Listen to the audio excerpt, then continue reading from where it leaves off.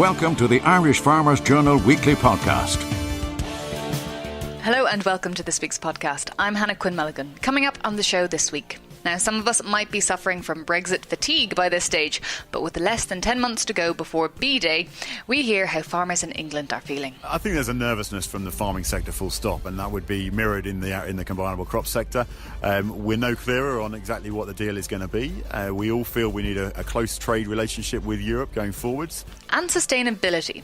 Is it just a buzzword, or do farmers need to take it more seriously? You have to be very clear and open with farmers in relation to trying to square the circle of maximising production from Irish farming and at the same time ensuring that we are achieving regulatory commitments that have been made in terms of reducing greenhouse gas emissions.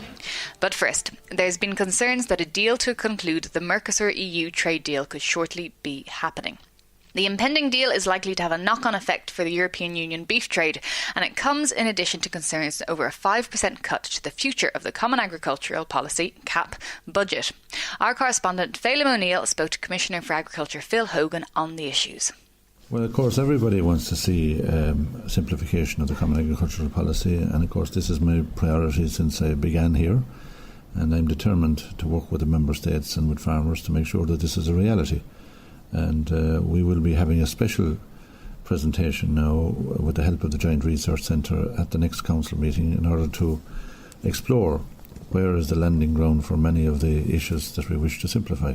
We have to protect the European Union's money, but at the same time we want to ensure that the procedures are as simple as possible in order to help the farmer and help the Member State administrations. I suppose farmers have now had the opportunity to have an initial look at it, and I think the reality is, and the initial feedback that we're getting, there's no such thing as good cuts, and the CAP proposals do have a significant element of a cut in them. We also note that there seems to be an alliance building that are encouraging more money to be contributed by Member States. Are farmers right to hold out any hope there that the budget might be put up to a level that would enable those cuts to be avoided, or is that a false hope? Well, first of all, I welcome the fact that Member States are now beginning to realise that we need strong action at Member State level to get more money into the EU budget, and I hope that all of those particular countries that have signed up to additional money for the CAP and for the EU budget actually will succeed. This is good for everybody. Secondly, this is the first time that we had a big Member State, and indeed any Member State, that's leaving the European Union, and of course there's consequences for that in terms of the budget. And there are well-known consequences of €12 billion less per annum in the EU budget overall, and this of course has played very much into the reduction in expenditure than what we have for the CAP. But we've tried to protect as far as possible the income support for our farmers. The vast majority of farmers in Ireland will have no cut. The second pillar, which is the rural development part of it, of course, will have the flexibility for Member States to transfer money if they wish, or to contribute money themselves in order to fill the €47 million per year gap that the Irish government will have to be faced with. So, whilst this is seen as an opening negotiating position, I hope that we will be able to give certainty and stability to farm incomes and farm policy within the next year.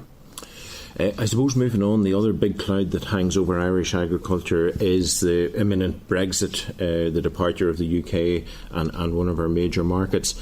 I suppose we had been led to believe that by June we would have clarity on terms of backstop agreements and things like that. That seems to be slipping. Is the EU concerned at that side? Is the EU and the EU negotiator, have they got concerns vis-a-vis, well, I'm sure they have concerns vis-a-vis the UK, but are they in a position to do anything about it, or do we simply just have to wait until the UK decides what it's going to ask for before we decide what they will be given? Well, it takes two sides to negotiate an outcome, and the European Union is very solid at 27 member states in terms of what our negotiating mandate is, what our negotiating positions are, but we don't have a clue what the UK position is in relation to the main issues around the frictionless border, which everybody has signed up to, including the UK. They have not been able to come to any particular agreement within the UK government about what they should present to the European Commission.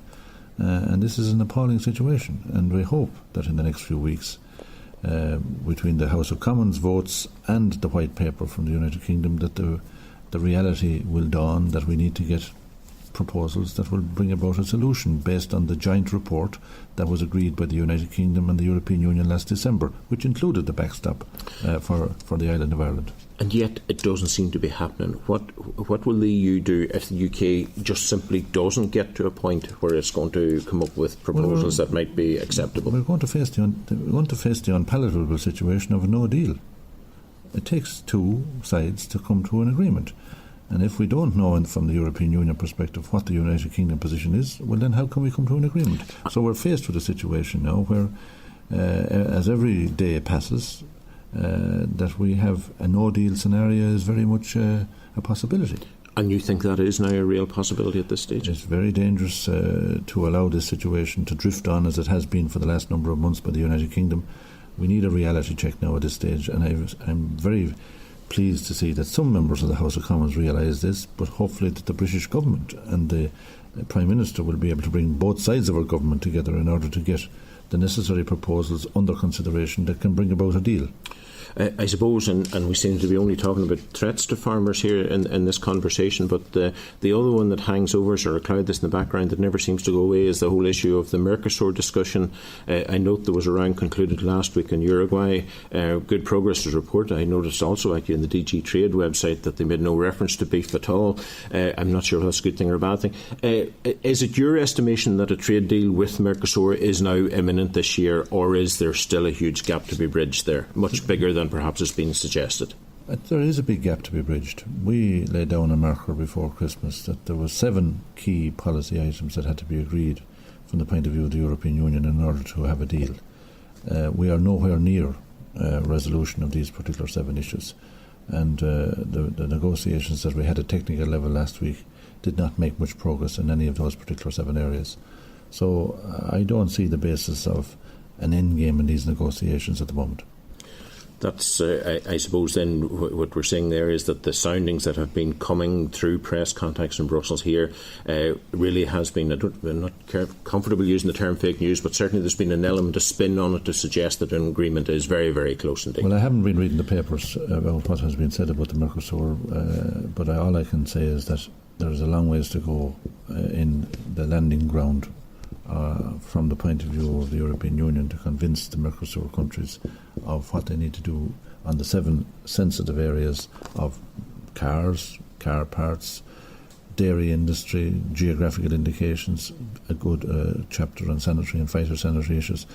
There are just some of the areas that we have not made progress, and we need to make progress on those if there's going to be a deal. And clearly, the ball is in the court of the Mercosur countries at this stage. Commissioner Hogan, thank you very much. The Irish Farmers Journal podcast, online at farmersjournal.ie and on iTunes every Thursday. Now, there's been a lot of talk about farming sustainably, but are we as farmers just paying lip service to the whole idea, or should we be investing in the concept? Since, as we know, the Environment Protection Agency has highlighted that agriculture contributes up to 1/3 of all carbon emissions. Well, our correspondent Tommy Moyles was at the Sustainability Dialogue in Kilkenny and spoke to Bill Callanan, Chief Inspector at the Department of Agriculture. First of all, from an agriculture perspective, environmentally we have a very good news story to tell in terms of Irish agriculture. We have a family farm structure, we're very much environmentally friendly. We stand up against scrutiny internationally in terms of be it on water, be it on biodiversity or on climate. However, at the same time we have a significant challenge, and that is over the last number of years emissions from the sector have been increasing. And that's something that I suppose we have to be very clear and open with farmers in relation to, I suppose, trying to square the circle of maximising production from Irish farming and at the same time ensuring that we are achieving both regulatory commitments that have been made in terms of reducing greenhouse gas emissions, but also at the same time market drivers, which we heard from today, that are expecting cleaner, greening products into the future with reduced footprint. Today we heard this identification of what the department is doing in this area, equally from Bord Bia in terms of the market expectation going forward, and also from Teagasc in relation to the identification of where the trajectory for emissions are going over the next number of years.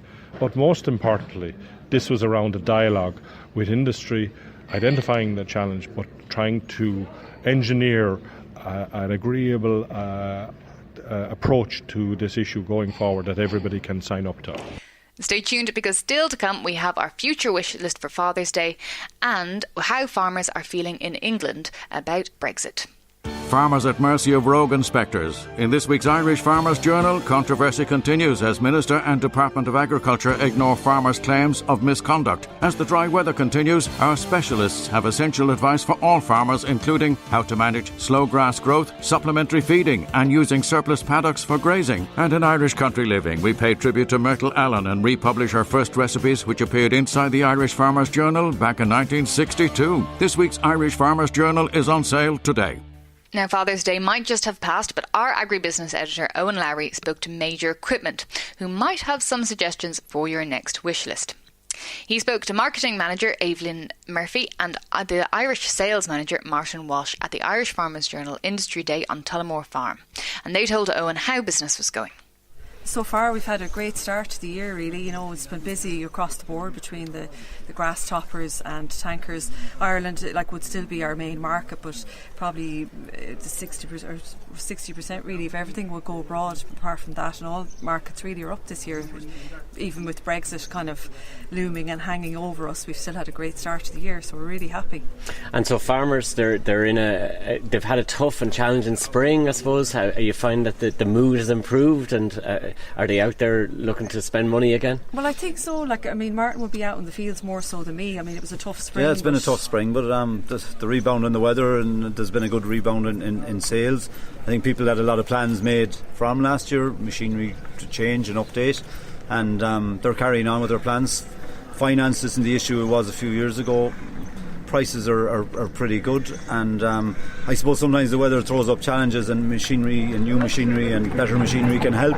They need to get work through a quicker window. They have small windows, they have to get the work done, and the bigger equipment can help there. You know? Obviously a lot of your sales are in Ireland, but you also touch into the UK market. Are you concerned about Brexit, and are you making any plans to, I suppose, mitigate any Brexit effect? We're hugely concerned, and we're making what plans we can, you know. Like I've heard said earlier, it looks so disastrous. You just hope that it won't happen, but you have to plan that it's going to happen. And what's the mood amongst the British, the UK farmer? Well, certainly Northern Ireland is somewhere I'd be a lot of the time, and I think when I go back a year or 18 months ago, I don't think they knew what they were letting themselves in for, and I think there's a lot of regret with them. A lot of worry. I think a lot of them feel like they've been sold down the river, that they're not getting what they were promised. And at the moment, again, I think there's a certain amount of putting their head in the sand, and they're not really willing to accept that it's going to affect them as bad as they are. I think they don't know the full challenges that lie ahead of them. We're seeing a lot of regulations coming in, I suppose, and that's particularly around the emissions. And is that an impact on your business, and are you having to develop new machines, new parts to machines to kind of mitigate that, Evelyn? Well, I mean, I think it's a positive influence in our business. We were saying it for a long time that we always felt this was the way it was going to go. It had to go this way. So we've been kind of manufacturing and designing, slurry application systems for probably about 15 years now. Yeah. And we have perfected them over the years, and what we're doing now is pretty good. We've a whole range of options for people, which from trail shoes, dribble bars. One of the things that's keeping us so busy is the TAMS2 grants and the low emissions units, and I think people, again, there was a bit of fear there. Would it be very complicated? Would they have problems? There's nothing there that can't be sort of engineered out of the equation, and people are getting used to it, and a bit better housekeeping on farm eliminates 99% of the problems. The machines are going really well, sales of them. The only problem there is trying to get enough of them out there, the waiting lists and everything. I think there was for years we were saying this might happen and it will happen, and in other countries it's happened, and now it's happened really quickly.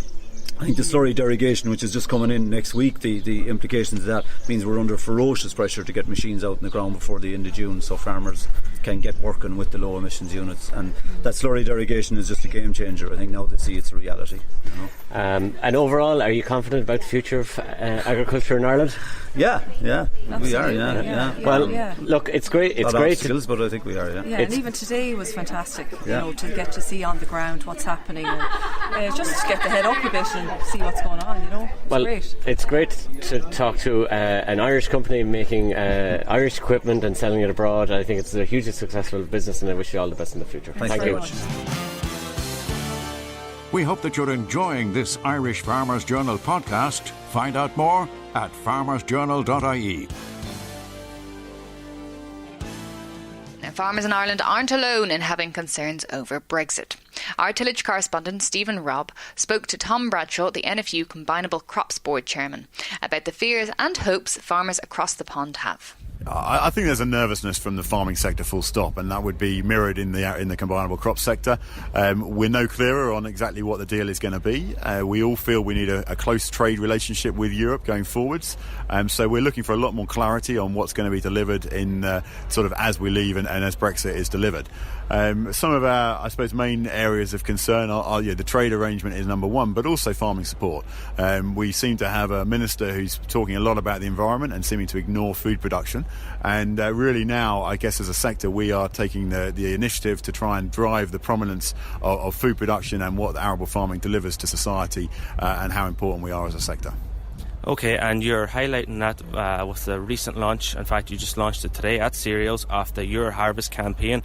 Can you tell me a little bit about that and what are the main objectives of this? Yeah, so I think, as I said, we seem to hear a lot about the environment at the moment. And look, I want to develop a policy, a strategy which combines productive arable farming with profitable environmental delivery. So the two go hand in hand, but we have to make sure that food is one of the key aims. As the DEFRA Minister, we believe that this is his once-in-a-lifetime opportunity to take hold of the food agenda and deliver for society, so that when people look back in the future, he will have people will be remembered for really driving food production in the UK.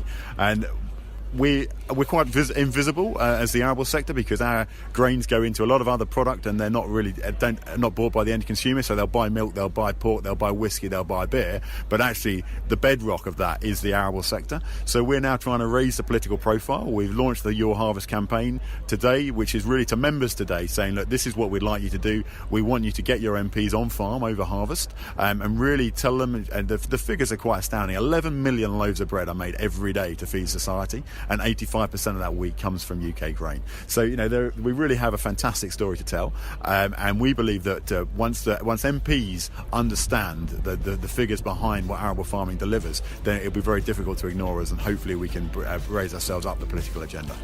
And that's it for this week. Thanks for listening. Remember, you can pick up the paper tomorrow in all good news agents, and you can also keep up to date with all our farm news on Facebook, Twitter, Instagram and Snapchat. The sound engineer this week was Ferdia Mooney, and I'm Hannah Quinn Mulligan. The Irish Farmers Journal podcast, online at farmersjournal.ie and on iTunes every Thursday.